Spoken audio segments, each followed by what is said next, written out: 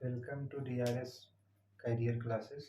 तो जैसा कि हम लोग जो है यहाँ पर आज नए एक टॉपिक पढ़ने वाले हैं जो कि नाम है कार्तीय चिन्ह परिपाटी नियम। इसमें क्या है कि हम लोग जैसे कि मैथ आप कक्षा 9 में पढ़े होंगे या 10 में पढ़े होंगे आप निर्देशांक ज्यामिति एक चैप्टर होगा उसमें मैथ में निर्देशांक ज्यामिति। तो उसमें क्या होता था कि ये जो है दो लाइन होता था, एक एक्स अक्ष होता था, एक वाई अक्ष होता है। ये एक्स अक्ष होता है, एक्स एक्स डैश, ये जो है एक्स अक्ष होता है। और ये जो ऊपर वाली जो वर्टिकल लाइन है ये हॉरिजॉन्टल लाइन है, क्षैतिज रेखा। और ये वर्टिकल लाइन है यहाँ पर लंबवत रेखा।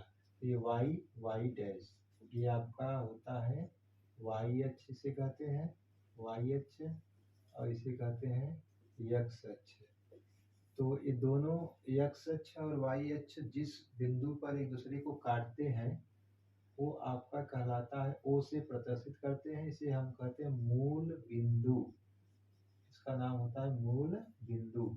इसका निर्देशांक होता है 0,0, क्योंकि इस बिंदु पर एक्स के दिशा में भी दूरी जो है 0 है, क्योंकि कोई भी दूरी चली नहीं गई है, न तो वाई दिशा में वाई अक्ष में न तो जो है दूरी चली गई, इसीलिए इसका निर्देशांक एक्स अक्ष के लिए ये होता है और वाई अक्ष के लिए ये होता है। वाई अक्ष में चली गई दूरी ये होता है और एक्स अक्ष में चली गई दूरी ये होता है। तो मूल बिंदु पर क्या होता है, इसका निर्देशांक 0,0 होता है। और इसके बारे में इन्होंने रैने देकार्ते मैथमेटिशियन थे, गणितज्ञ थे, जिन्होंने इसके बारे में इन्होंने जानकारी दिया था। तो यहाँ पर क्या है कि एक्स अक्ष में अगर देखा जाए तो एक्स अक्ष ये मूल बिंदु है, तो मूल बिंदु से ही दूरियां मापी जाती है। मूल बिंदु के ये दूरी हो गया आपका दाईं तरफ, इसके दाईं तरफ की दूरी ये होती है जो कि धनात्मक होती है, और इधर की दूरी जो होती है बाईं तरफ की दूरी ये ऋणात्मक होती है। इधर जाएंगे तो +1, यहाँ जाएंगे +2, आगे जाएंगे +3, इस तरह से आगे बढ़ता जाता है। और इस बाईं तरफ अगर जाते हैं तो -1, आगे जाते हैं -2, ऐसे आगे जाते हैं -3, इस तरह से बाईं तरफ ऋणात्मक जो है दूरी होती है और दाईं तरफ धनात्मक दूरी होती है। लेकिन अगर हम वाई अक्ष पर जाते हैं तो वाई अक्ष में जब ऊपर की ओर जाते हैं तो वहां पर धनात्मक दूरी होता है, +1, +2, +3, इस तरह से वाई अक्ष में ऊपर की ओर बढ़ने पर धनात्मक दूरी मापी जाती है, और वाई अक्ष में नीचे की ओर जाने पर ऋणात्मक दूरी मापी जाती है, नीचे की ओर ऋणात्मक दूरी मापी जाती है। तो ये जो है आपका निर्देशांक ज्यामिति में इस तरह से हम लोग आगे पिछले कक्षाओं में जो है 9-10 में ये सब पढ़ चुके थे मैथ में। तो यही एप्लीकेशन यहाँ पर यूज है। अब इसमें क्या है कि हम लोग देख रहे हैं कि इसमें कार्तीय चिन्ह परिपाटी नियम में क्या है कि सभी दूरियां ध्रुव से मापी जाती हैं। जो ध्रुव है, जो यहाँ पर P से दिखाते हैं ध्रुव होता है, जो परावर्तक सतह का मध्य बिंदु होता है ध्रुव, यही समझ लीजिए वहां पर यहाँ पर निर्देशांक ज्यामिति में ये मूल बिंदु का काम यहाँ पर इस ध्रुव का है। यही आपको बस ध्यान रखना है कि मूल बिंदु का काम यहाँ पर ध्रुव का काम है। तो ध्रुव यहाँ जो है ये मूल बिंदु का काम करेगा। और यहाँ पर एक अगर लाइन ड्रा करिए तो इस तरह से आपका निर्देशांक ज्यामिति की तरह ही एक्स अक्ष और वाई अक्ष की तरह पैटर्न बन गया। अब यहाँ पर हम देखते हैं कि पहला इसमें क्या नियम है कि सभी दूरियां ध्रुव से मापी जाती है। जो भी दूरी हमें मापना रहेगा कि वस्तु दर्पण से कितना दूर है या प्रतिबिंब जो है दर्पण से कितना दूर है, तो हम हमेशा दूरी कहाँ से नापेंगे, ध्रुव से ही मापा जाता है दूरी, हमेशा ये ध्यान रखना है। और वस्तु को दर्पण के बाईं ओर रखा जाता है। जब भी देखिए हम 6 स्थितियां अवतल दर्पण में पढ़ चुके हैं, 2 स्थितियां उत्तल दर्पण में पढ़ चुके हैं। हमेशा वस्तु को कहाँ रखा गया, बाईं तरफ। हमेशा अगर देखेंगे कि जो भी दर्पण था, चाहे उत्तल दर्पण था चाहे अवतल दर्पण था, हमेशा वस्तु बाईं तरफ रखी गई है। तो इसमें नियम होता है कि हमेशा वस्तु को बाईं ओर रखा जाता है। और अगला नियम कहता है कि ध्रुव के बाईं ओर की दूरियां धनात्मक और दाईं ओर की दूरियां ऋणात्मक होती है। तो ये ध्रुव है, इसके इधर जाने पर देखिए बाईं ओर दूरी है, यहाँ खड़े हो जाएंगे, ये दायां दूरी हो जाएगा और ये हो जाएगा बाईं ओर की दूरी। तो जो दाईं तरफ जाएंगे तो ये हमेशा धनात्मक दूरी होता है, पॉजिटिव, क्योंकि इसमें देखिए यहाँ पर बाईं ओर की दूरी होता है नेगेटिव यहाँ पर है, और इधर दाईं ओर की दूरियां धनात्मक होती है। यहाँ पर इधर की दूरी जो है धनात्मक होती है दाईं ओर की, ये जो बाईं ओर की दूरी है ये ऋणात्मक होती है।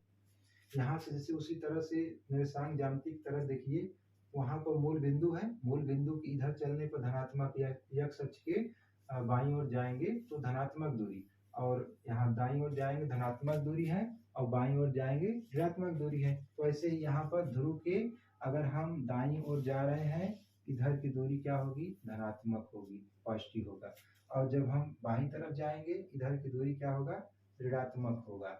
और हम अगर यहाँ पर अगले पॉइंट में अगर देखें, मुख्य अक्ष के ऊपर की दूरियां धनात्मक, इसका मतलब मुख्य अक्ष है, इसके ऊपर की दूरी धनात्मक होगा, और इसके जो है नीचे की दूरी ये ऋणात्मक होगा। ऊपर की दूरी धनात्मक, नीचे की दूरी ऋणात्मक। तो ऊपर की दूरी जो है अगर जाएंगे तो पॉजिटिव होगा, और नीचे आएंगे तो नेगेटिव होगा। यहाँ पर देखिए ऊपर जाने पर धनात्मक होता जा रहा है, और नीचे आने पर ऋणात्मक हो रहा है। तो ये जो है उसी तरह से आपका जो है निर्देशांक ज्यामिति की तरह ही यहाँ पर चिन्ह परिपाटी नियम बने हुए हैं। तो इसके अनुसार अगर आप देखें तो जैसे यहाँ पर होता था, यहाँ फोकस होता था, यहाँ पर वक्रता केंद्र होता था, और फोकस जो है और ये ध्रुव है, इनके बीच की दूरी फोकस दूरी कहलाती है। दर्पण के ध्रुव और फोकस के बीच की दूरी को फोकस दूरी कहते हैं। तो फोकस दूरी ये आपका अवतल दर्पण का है। अगर पूछा जाए अवतल दर्पण की जो फोकस दूरी होती है वो कैसी होती है, धनात्मक की ऋणात्मक होती है, तो आप बताएंगे कि देखिए ध्रुव की ये बाईं तरफ है, और बाईं तरफ की दूरियां क्या होती है, ऋणात्मक होती है। इसीलिए कहा जाता है अवतल दर्पण की फोकस दूरी जो होता है हमेशा क्या होता है, ऋणात्मक होता है। और इसमें अगर देखेंगे तो यहाँ पर इसका फोकस होता है, यहाँ पर वक्रता केंद्र होता है, और ये जो है ध्रुव है। तो यहाँ पर इसमें जो फोकस दूरी होता है वह ध्रुव और मुख्य फोकस के बीच की दूरी को फोकस दूरी कहते हैं। तो यहाँ पर ध्रुव के किधर की तरफ दूरी है, फोकस दूरी दाईं ओर है। तो इसलिए यहाँ पर उत्तल दर्पण का हमेशा फोकस दूरी f जो होता है वो हमेशा पॉजिटिव होता है। तो इस प्रकार से हम लोग जो है चिन्ह परिपाटी नियमों को देख चुके हैं। इसमें क्या है कि हमेशा दूरियां ध्रुव से मापी जाती हैं। दर्पण के जो वस्तु जो हमेशा रखते हैं बाईं तरफ रखा जाती है, और यहाँ जो ध्रुव के जो है ध्रुव के बाईं तरफ की दूरी ऋणात्मक और दाईं तरफ की दूरी धनात्मक, और ऊपर मुख्य अक्ष के ऊपर जाने पर धनात्मक, नीचे आने पर ऋणात्मक होता है। अगला टॉपिक है इसमें दर्पण का आवर्धन। तो दर्पण का जो आवर्धन होता है इसे अंग्रेजी में क्या कहते हैं, मैग्निफिकेशन ऑफ मिरर। तो इसमें हम लोग क्या अध्ययन करते हैं कि अगर कोई दर्पण है और उसमें किसी वस्तु का प्रतिबिंब अगर बन रहा है तो वह प्रतिबिंब जो है उस वस्तु से कितना गुना बड़ा बनेगा या छोटा बनेगा कि उसके बराबर बनेगा, इसकी जानकारी हम दर्पण के आवर्धन से ज्ञात करते हैं। तो दर्पण का आवर्धन क्या है, प्रश्न ये है। तो दर्पण का आवर्धन क्या होता है कि किसी वस्तु का जो प्रतिबिंब बनता है, तो किसी दर्पण के द्वारा वस्तु के प्रतिबिंब की ऊंचाई और उस वस्तु की ऊंचाई के अनुपात को दर्पण का आवर्धन कहते हैं।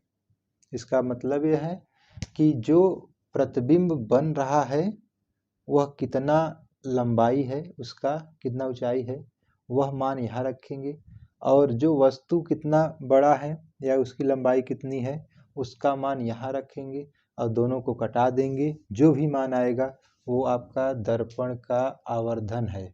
जैसे मान लीजिए अगर किसी प्रतिबिंब की जो ऊंचाई है वह मान लीजिए 1 है और 1 मीटर है, और वस्तु की ऊंचाई मान लीजिए 2 मीटर है, इसको कटा देंगे तो 1/2 आया। इसका मतलब ये हुआ कि जो दर्पण का आवर्धन का मान है 1/2 आया, इसको कहते हैं आधा, आधा इसे कहते हैं। इसका मतलब ये हुआ कि जो प्रतिबिंब बना है वह वस्तु के लंबाई के आधे के बराबर है, इससे ये ज्ञात होता है।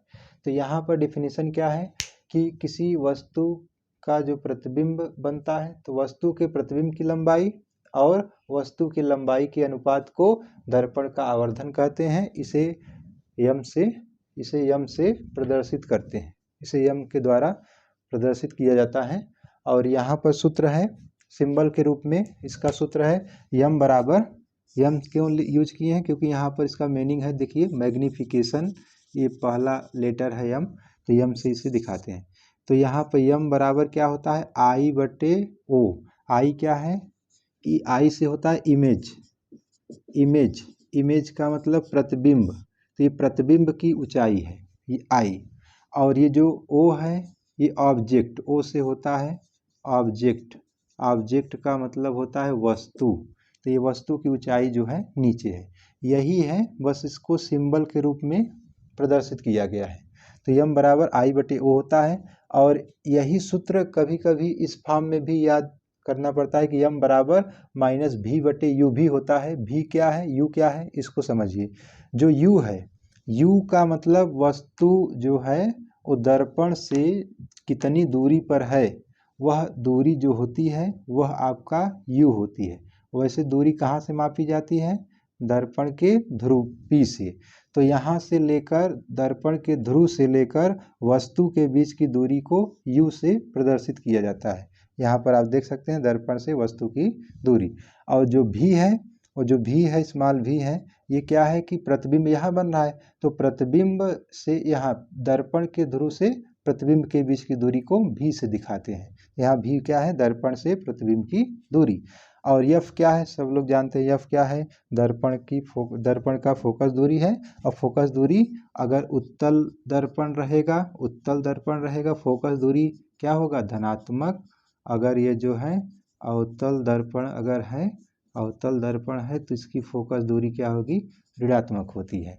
तो यहाँ पर हम लोग देखते हैं ये फार्मूला हमें प्राप्त हुआ आई एम बराबर आई बटे ओ या फिर माइनस भी बटे यू, इस पर न्यूमेरिकल भी आते हैं। तो यहाँ पर कुछ विशेष स्थितियाँ हैं, जैसे कि पहली स्थिति है जब आई ग्रेटर देन ओ हो, तो आई ग्रेटर देन ओ इसका मतलब क्या है, प्रतिबिंब की लंबाई आई होता है कि प्रतिबिंब जो है वह कितना लंबा बना है, उसका आकार कितना बड़ा है। और ओ क्या है, वस्तु की लंबाई है कि वह वस्तु कितना बड़ा है। तो इसका कंडीशन ये है कि अगर प्रतिबिंब की जो लंबाई है वह बड़ा हो, मुंह जिधर खुला रहेगा वो बड़ा होता है, तो प्रतिबिंब की लंबाई अगर वस्तु की लंबाई से अगर ये बड़ा है, प्रतिबिंब की लंबाई बड़ा है, तब हमेशा जो आवर्धन का मान होगा दर्पण का वह हमेशा एक से ज़्यादा आएगा। अब एक से अधिक आएगा इसका मतलब यम का मान उस समय क्या होगा, पॉजिटिव होगा। तो ये किन किन परिस्थितियों में ऐसा होता है, जब भी वस्तु का प्रतिबिंब दर्पण के द्वारा अगर बड़ा बनता है, वस्तु से बड़ा अगर बनता है, तब हमेशा जो यम का मान होगा वह एक से बड़ा होगा और धनात्मक होगा। और अगला कंडीशन है कि जब आई बराबर ओ हो, इसका मतलब है ये जीरो नहीं है, ओ है, और इसका मतलब होता है कि प्रतिबिंब की लंबाई किसके बराबर हो जाए, वस्तु की लंबाई के बराबर हो जाए। आई से इमेज होता है प्रतिबिंब और ओ से ऑब्जेक्ट होता है वस्तु। तो अगर प्रतिबिंब की लंबाई वस्तु की लंबाई के बराबर हो जाती है, तब यहाँ पर देखिए दोनों अगर बराबर मान हो जाएंगे तो कट जाते हैं। जैसे अगर ये मान लीजिए 3 यम बराबर ये 3 मीटर आई का मान है और 3 मीटर ओ का मान है, तो दोनों कट जाएंगे, एक आएगा। तो यहाँ पर आवर्धन का जो मान होता है वो एक प्राप्त होता है। ये कौन सी दशा में होता है, अवतल दर्पण के द्वारा आप लोग प्रतिबिंब का बनना पढ़े थे, उसमें आप एक स्थिति पढ़े थे जब वस्तु कहाँ पर स्थित हो, वक्रता केंद्र पर। जब वस्तु वक्रता केंद्र पर स्थित होता है तब उसका प्रतिबिंब अवतल दर्पण के द्वारा वक्रता केंद्र पर ही उल्टा वस्तु के बराबर और वास्तविक बनता है। तो यहाँ पर वही स्थिति है, ये किस जगह, वक्रता, जब वस्तु कहाँ पर हो, वक्रता केंद्र पर स्थित हो, वक्रता केंद्र सी पर स्थित होता है, तब ये जो है कंडीशन बनता है, वो भी किसमें, अवतल दर्पण में, अवतल दर्पण में। आप अगला अगला जो स्थिति है इसमें क्या है कि जो प्रतिबिंब की लंबाई है वो वस्तु की लंबाई से अगर छोटा हो गया, अगर ये आई का जो मान है ये ओ के मान से अगर ये छोटा हो गया, तो देखिए अगर ये आई का मान छोटा हो गया, देखिए मुंह इधर खुला है, इसका मतलब वस्तु की लंबाई बड़ा है और प्रतिबिंब की लंबाई छोटा है। तो मान लीजिए छोटा मान यहाँ ले लीजिए 2 और प्रतिबिंब यहाँ पर वस्तु की लंबाई बड़ा है तो यहाँ पर मान लीजिए 5 है। तो इसका जो मान आएगा, यम का जो मान आएगा वो क्या आएगा, 1 से हमेशा कम आएगा। ये कटाएंगे तो कितना आएगा 0.520, यहाँ पर 0.4 आया। तो इसका मतलब है कि इसका मान ये 0.4 1 से कम है, तो यम का मान क्या होगा 1 से कम आता है। तो यहाँ पर यम का मान 1 से कम आया है। और ये यम का मान पॉजिटिव और यम का मान निगेटिव होने का मतलब क्या है, यहाँ पर निगेटिव नहीं होगा, यहाँ पॉजिटिव होगा। और निगेटिव अगर पॉजिटिव कभी सवाल लगाते समय अगर आता है तो उसका मतलब होता है कि यम का मान जब धनात्मक आएगा, इसका मतलब होता है कि जो प्रतिबिंब है, जो प्रतिबिंब बना है वह सीधा बनता है। यम का मान जब धनात्मक आएगा तब, और यम का मान जब निगेटिव आएगा सवाल में हल करने पर, तब उस समय निगेटिव आने पर वो क्या दिखाता है, वह यह प्रदर्शित करता है कि जो प्रतिबिंब बना है, प्रतिबिंब कैसा बना है, उल्टा। जब प्रतिबिंब उल्टा बनता है यम का मान निगेटिव प्रश्न में आता है, और जब प्रतिबिंब सीधा बनता है तो यम का मान धनात्मक होता है। तो ये 3 कंडीशन है जिसे आप लोग को ध्यान में रखना है।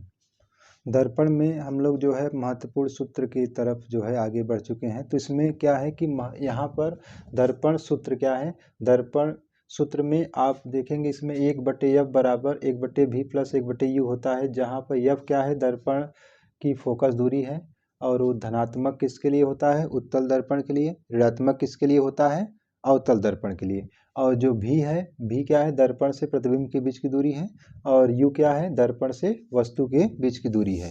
तो ये सूत्र 1/f बराबर 1/v प्लस 1/u, ये आपको याद रखना है, न्यूमेरिकल लगाते समय इसका यूज होता है। और यहाँ पर अगला जो सूत्र है वक्रता त्रिज्या और फोकस दूरी f में संबंध। तो फोकस दूरी जो होता है वक्रता त्रिज्या का आधा होता है, या फिर डिफिनीशन ही होता है फोकस दूरी का, ऐसे भी बना सकते हैं कि वक्रता त्रिज्या के आधे दूरी को फोकस दूरी कहते हैं। या वक्रता त्रिज्या का अगर परिभाषा बनाना है तो उसको कह सकते हैं कि फोकस दूरी के दुगने दूरी को, फोकस दूरी के दुगने दूरी को वक्रता त्रिज्या कहते हैं। तो ये F बराबर R/2 भी सूत्र होता है, R बराबर 2F होता है, तिर्यक गुणा करने से ये फार्मूला प्राप्त होता है। और यहाँ पर दर्पण की रेखीय आवर्धन का सूत्र, तो यहाँ पर आवर्धन भी नाम लेते हैं, रेखीय आवर्धन भी कहते हैं, लीनियर मैग्निफिकेशन कहते हैं, इसलिए हम यहाँ सिंबल यूज करते हैं मैग्निफिकेशन का। तो ये इसका सूत्र क्या है, m बराबर I/O। ये क्या है, I क्या है, इमेज होता है, इमेज मतलब प्रतिबिंब होता है, प्रतिबिंब की लंबाई, और बटे क्या है, वस्तु की लंबाई। प्रतिबिंब की लंबाई और वस्तु की लंबाई के अनुपात को दर्पण का जो है रेखीय आवर्धन कहते हैं। और ये सूत्र इसके पदों में अगर देखा जाए, दर्पण से प्रतिबिंब की दूरी और दर्पण से वस्तु की दूरी के पदों में अगर देखा जाए तो m बराबर -v/u होता है। याद करने का तरीका ध्यान रखिए जिसमें कन्फ्यूज ना हो। यहाँ पर जब प्लस रहता है दर्पण वाले सूत्र में, यहाँ प्लस रहेगा, इसमें यहाँ पर माइनस होता है। और अगर यही लेंस वाला रहेगा तो लेंस में यही सूत्र रहेगा, बस यहाँ पर माइनस हो जाएगा, और यहाँ पर लेंस वाले में इस जगह प्लस रहता है। तो ध्यान रखिए, यही छोटा सा अंतर है जिससे इसमें दोनों में डिफरेंस कर सकते हैं, लेंस और दर्पण में। तो फार्मूले पर हम लोग जो है सवाल देखने जा रहे हैं। तो यहाँ पर पहला सवाल है, वास्तविक प्रतिबिंब पाने के लिए एक वस्तु 20 सेंटीमीटर फोकस दूरी वाले अवतल दर्पण से 30 सेंटीमीटर की दूरी पर रखी हुई है, और दर्पण से प्रतिबिंब की दूरी क्या होगी। इसका मतलब है हमें क्या पूछा है, दर्पण से प्रतिबिंब की दूरी, इसका मतलब v का मान पूछा है, v का मान पूछा है। यही जो v होता है क्या है, दर्पण से प्रतिबिंब के बीच की दूरी होता है। और वास्तविक प्रतिबिंब पाने के लिए एक वस्तु 20 सेंटीमीटर फोकस दूरी वाले, तो यहाँ पर फोकस दूरी ये दिया है 20 सेंटीमीटर, और वो भी कैसा है, अवतल दर्पण है। तो ध्यान रखना है, फोकस दूरी तो दिया है लेकिन वो कैसा होगा, माइनस में होगा, क्योंकि अवतल दर्पण की फोकस दूरी ऋणात्मक होती है, ये आपको दिया है। दिया है, यहाँ पर हम लोग हल करते हैं। यहाँ पर क्या है, एफ का मान दिया है -20 सेंटीमीटर। माइनस क्यों हुआ, क्योंकि अवतल दर्पण की फोकस दूरी ऋणात्मक होती है। और ये क्या है कि 30 सेंटीमीटर की दूरी पर रखी हुई है। जो वस्तु है वो कितनी दूरी पर है, 30 सेंटीमीटर। वस्तु दर्पण से वस्तु के बीच की दूरी क्या होता है, 30 सेंटीमीटर। और वस्तु कहाँ रखी गई होती है, दर्पण के हमेशा बाईं तरफ वस्तु होती है। इसीलिए हमेशा वस्तु की जो दूरी होगी हमेशा ऋणात्मक लेते हैं, -30 सेंटीमीटर, क्योंकि हमेशा वस्तु बाईं तरफ रखी जाती है दर्पण की। तो यहाँ पर एफ का मान मालूम है, यू का मान मालूम है, हमें किसका मान ज्ञात करना है, भी का मान पूछा गया है। तो दर्पण सूत्र होता है, दर्पण सूत्र मिरर फार्मूला हम लोग पढ़ चुके हैं, क्या होता है, 1/f बराबर 1/v प्लस 1/u। तो यहाँ पर 1/f का मान, यहाँ पे f दिया है तो एक इसी में मान रखेंगे, तो f की जगह क्या रखेंगे, -20। और 1/v का मान तो नहीं मालूम है, प्लस 1/u का मान दिया है -30 सेंटीमीटर। वो सब है मात्रक, एक ही मात्रक है। अगर मात्रक अलग अलग आते हैं तो उनको एक ही मात्रक में बदल दिया जाता है। अब ये प्लस माइनस माइनस हो जाएगा, 1/v माइनस प्लस माइनस 1/30। अब हम 1/v को वहीं रखते हैं और ये -1/30 को पक्षांतर करते हैं। तो पक्षांतर करने पर क्या होगा, ये माइनस का चिन्ह प्लस के चिन्ह में बदल जाता है। तो 1/v यहाँ पर अकेले बचेगा और ये -1/30 इधर आएगा -1/20 के पास। तो ये -1/30 इधर आएगा तो प्लस 1/30 हो जाएगा। ये माइनस का चिन्ह इधर आने पर प्लस हो जाता है और ये -1/20 है, -1/20 है। अब यहाँ पर हम लोग क्या करते हैं, 20 और 30 का लसा लेते हैं, 20 और 30 का एलसीएम लेते हैं। या तो एलसीएम नहीं आ रहा है तो तिर्यक गुणा करिए, 20 का 1 में करिए 20, 1 का 20 और 30 का 1 में करिए 30 1 का 30। और नीचे आपका नीचे का गुणा नीचे, 30 का 20 में गुणा करें 3 दूनी 6 और 1 0 2 0 यहाँ पर। और इस तरह यहाँ पर 20 में 30 घटाएंगे तो बड़ा जो रहता है उसका चिन्ह लगाते हैं और 30 में से 20 घटा देंगे 10 आएगा। और नीचे है 600, 1 0 कट गया यहाँ पर तो -1/60 आया। अब यहाँ पर तिर्यक गुणा करिए, या तो इसको पलट दीजिए तो ये भी आपका पलट जाएगा। तो 1/v है तो इसको अगर हम भी लिख देते हैं तो ये भी पलट जाएगा। तो ये क्या हो जाएगा, -60 सेंटीमीटर। जो मात्रक आपका रहता है सेम मात्रक वैसी मंशा रहता है। तो आपका ये निकल गया मान कि दर्पण से प्रतिबिंब की दूरी क्या होगी। तो दर्पण से प्रतिबिंब की दूरी कितना होगा, 60 सेंटीमीटर। ये माइनस चिन्ह दिखाता है कि जो प्रतिबिंब बना हुआ है वो दर्पण से बाईं तरफ ही बना है, न कि दाईं तरफ बना है। तो बाईं तरफ ही बना है इसलिए यहाँ पर चिन्ह माइनस लिया गया, क्योंकि बाईं तरफ की दूरियां ऋणात्मक होती हैं। ये आपका आंसर हुआ दर्पण की दूरी। और दूसरा सवाल है, दूसरा सवाल देखिए, इसमें अवतल दर्पण की वक्रता त्रिज्या दिया है 30 सेंटीमीटर है। अब कार्टेशियन साइन कन्वेंशन के अनुसार इसकी फोकल लंबाई को किस तरह व्यक्त किया जाता है। तो आप लोग यहाँ देखिए, एक शब्द यहाँ देख रहे हैं कार्टेशियन साइन कन्वेंशन। वास्तव में ये अंग्रेजी शब्द है लेकिन यहाँ पर आपको भ्रमित करने के लिए लिखा गया है। तो ये वास्तव में इसका हिंदी होता है कार्तिक, यहाँ पर चिन्ह परिपाटी। इसका होता है कार्तीय चिन्ह परिपाटी।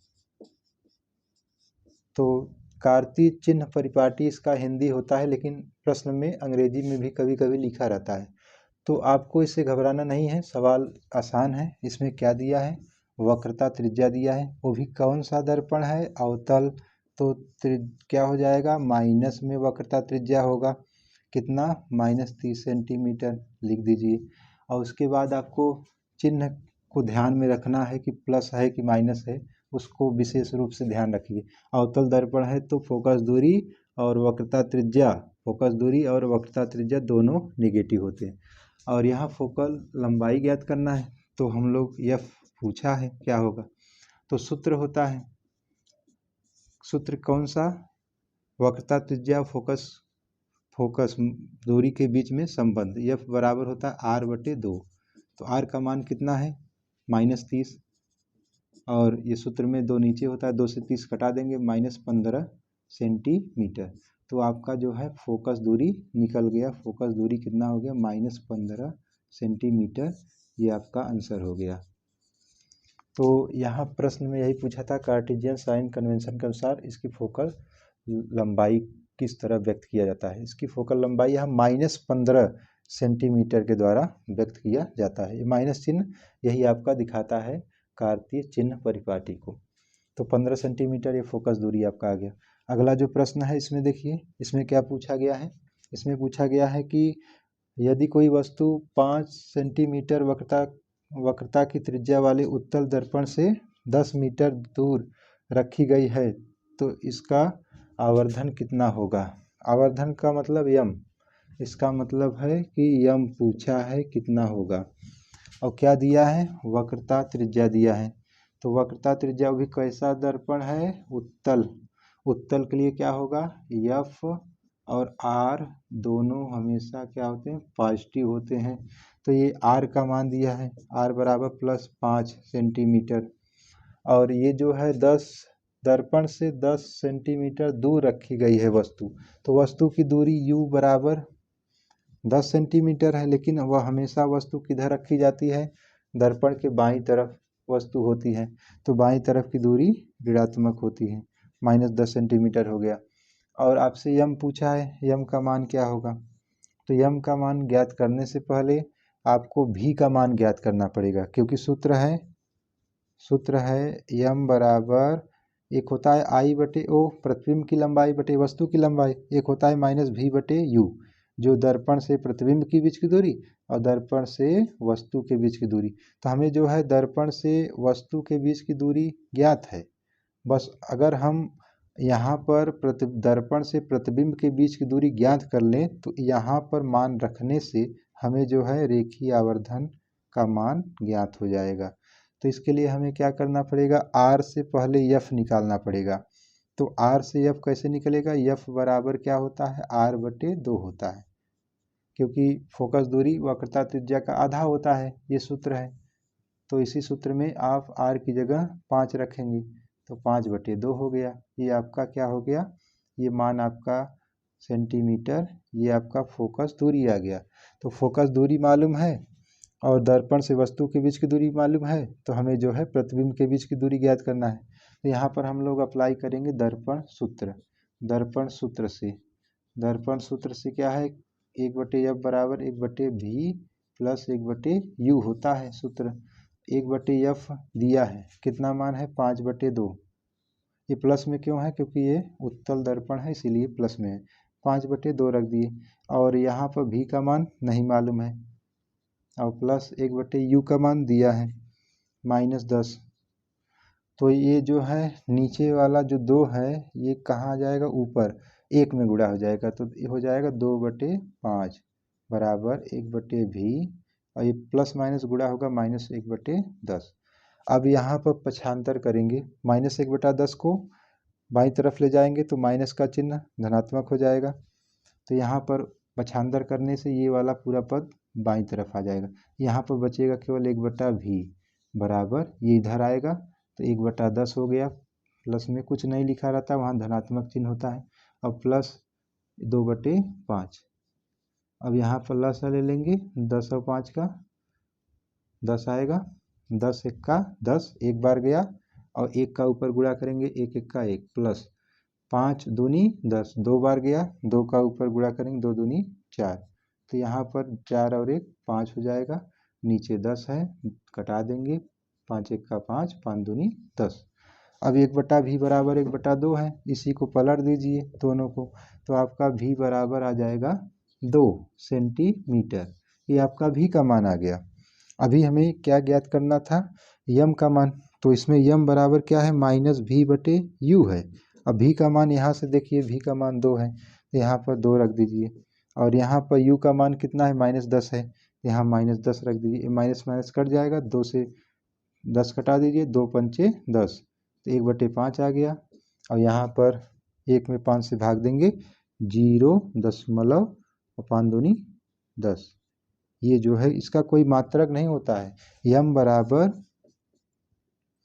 0.2 इसका मात्रक नहीं होता है, ध्यान रखिए, नहीं तो गलत हो जाएगा, मात्रक नहीं लिखना है। तो यम का मान आपका आ गया 0.5, ये आपके दर्पण का आवर्धन प्राप्त हो गया। तो यहाँ पर इस तरह से जो है तीन जो है प्रश्नों को हल किया गया। अब जो आगे की जो क्लास होगी वो लास्ट वीडियो होगा परावर्तन के, प्रकाश के परावर्तन का। उसमें हम लोग उत्तल दर्पण और अवतल दर्पण में अंतर पढ़ेंगे दोनों का, और उस पर जो है लास्ट में जो है एक और अध्ययन करेंगे, जो उत्तल दर्पण है और अवतल दर्पण है उसका क्या क्या उपयोग किया जाता है। यही 2 टॉपिक जो बचे हैं, यही अगली क्लास में हम लोग पूरा करेंगे। इस प्रकार से हमारा प्रकाश का परावर्तन चैप्टर आगे की क्लास में समाप्त हो जाएगी।